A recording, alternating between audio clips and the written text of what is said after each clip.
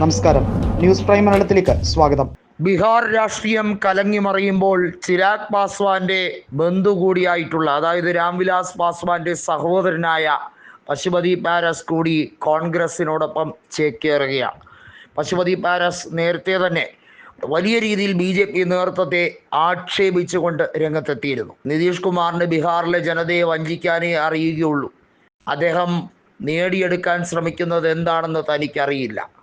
നിതീഷ് കുമാറിനെ പാരവയ്ക്കാൻ ശ്രമിച്ച ചിരാഗിനെ ഇപ്പോൾ ചുമന്നുകൊണ്ട് നടക്കേണ്ട ഗതികേടാണ്. തിരഞ്ഞെടുപ്പിൽ തീർച്ചയായും പ്രത്യാഘാതമുണ്ടാകും. നിതീഷ് കുമാറിനെ പഠിപ്പിക്കാൻ ഒരുങ്ങിയ ചിരാഗിന് എന്ത് നഷ്ടമുണ്ടാകും എന്നുള്ളത് കാത്തിരുന്ന് കണ്ടറിയാം. ഏതായാലും കഴിഞ്ഞ നിയമസഭാ തിരഞ്ഞെടുപ്പിലുണ്ടായ നാണക്കേട് നിതീഷിനെ തെല്ലൊന്നുമല്ല അലട്ടിയത്.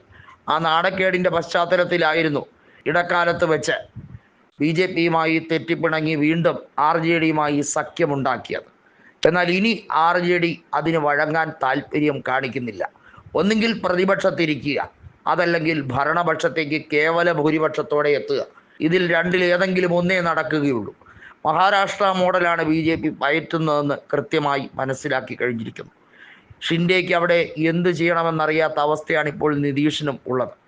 നിതീഷിനെ ഇനി മുഖ്യമന്ത്രി സ്ഥാനത്തേക്ക് BJP പ്രതിഷ്ഠിക്കില്ല. ഒന്നുകിൽ നിങ്ങൾ കേന്ദ്രമന്ത്രിയാകൂ, അതല്ലെങ്കിൽ നിങ്ങൾ മാറിയിരിക്കൂ.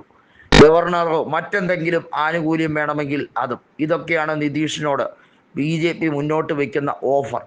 ബീഹാറിൽ നിതീഷ് ഇങ്ങനെ വിലങ്ങുതടിയായി നിൽക്കാൻ തുടങ്ങിയിട്ട് കുറേ നാളുകളായി. BJP പണ്ട് മുതലേ ആഗ്രഹിക്കുന്ന മുഖ്യമന്ത്രി കസേര അത്ര എളുപ്പമൊന്നും നിതീഷ് വിട്ടുകൊടുക്കില്ല. JDUവിന് 10 MLAമാരെങ്കിലും ഉണ്ടെങ്കിൽ നിതീഷിന് മുഖ്യമന്ത്രി കസേരയിൽ കുറഞ്ഞതൊന്നും വേണ്ട. മറ്റെല്ലാ വകുപ്പുകളും BJP എടുത്തോട്ടെ, മുഖ്യമന്ത്രി സ്ഥാനം തനിക്ക് വേണം എന്നതായിരുന്നു നിതീഷ് ഇന്നേ വരെ കടുംപിടി പിടിച്ചത്. ഇപ്പോൾ ബീഹാർ മന്ത്രിസഭയിൽ ഭൂരിഭാഗവും BJP മന്ത്രിമാരാണ്. ഐക്യജനതാദളിന് വിരലിലെണ്ണാവുന്ന മന്ത്രിമാർ മാത്രമേ ഉള്ളൂ. എന്നാലും റബ്ബർ സ്റ്റാമ്പ് പോലെ നിതീഷ് കുമാർ പ്രധാനപ്പെട്ട വകുപ്പുകളെല്ലാം നഷ്ടപ്പെട്ടിട്ട് മുഖ്യമന്ത്രി പദത്തിൽ ഞെളിഞ്ഞിരിക്കുകയാണ്. ഇവിടെയാണ് RJDക്ക് കൃത്യമായി ഉത്തരം പറയാൻ കഴിയുന്നത്. BJPയുടെ ദുർഭരണത്തെ തകർത്തെറിയാൻ, നിതീഷ് കുമാറിൻ്റെ ഈ തട്ടിപ്പ് പാർട്ടിയെ ദൂരെയെടുത്തെറിയാൻ സമയമായി കഴിഞ്ഞിരിക്കുന്നു എന്ന ഉറപ്പുമായാണ് ഇപ്പോൾ RJD വരുന്നത്.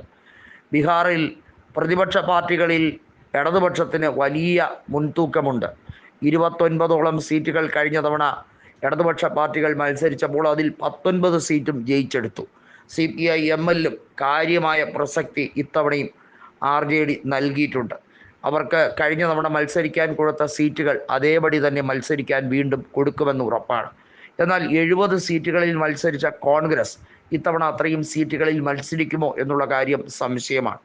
എന്നിരുന്നാലും വിജയസാധ്യത കൂടുതലാണ്. 2015 തനി ആവർത്തനം ഉണ്ടാകും എന്ന് തന്നെയാണ് തേജസ്വി പറയുന്നത്. പക്ഷേ അവിടെ ഐക്യജനതാദൾ സഖ്യകക്ഷിയിൽ കൂടെ കാണില്ല. RJD 100ൽ കൂടുതൽ സീറ്റുകൾ കേവല ഭൂരിപക്ഷത്തോടെ പിടിച്ചാൽ മാത്രമേ ബീഹാറിൽ അധികാരം നേടിയെടുക്കാൻ കഴിയൂ. EVM ആണ് BJPയുടെ ഏക ആയുധം. EVMലെ തിരിമറിയിലൂടെയാണ് മഹാരാഷ്ട്രയിൽ അധികാരത്തിൽ വന്നതെന്ന് കൃത്യമായി രാഹുൽ ഗാന്ധിക്ക് അറിയാം. അത് ബീഹാറിലും പയറ്റി കള്ളക്കളിയിലൂടെ ജയിച്ചു കളയാം എന്നുള്ള വ്യാമോഹമാണ് BJPക്ക്. അത് തകർത്തെറിയാൻ നിതീഷിനും ആഗ്രഹമുണ്ട്. നിതീഷും പറയുന്നു ബാലറ്റ് പേപ്പറിലേക്ക് കാര്യങ്ങൾ പോട്ടെ എന്ന്. കാരണം നിതീഷിനും ഈ തട്ടിപ്പ് പരിപാടിയിൽ വിശ്വാസമില്ല.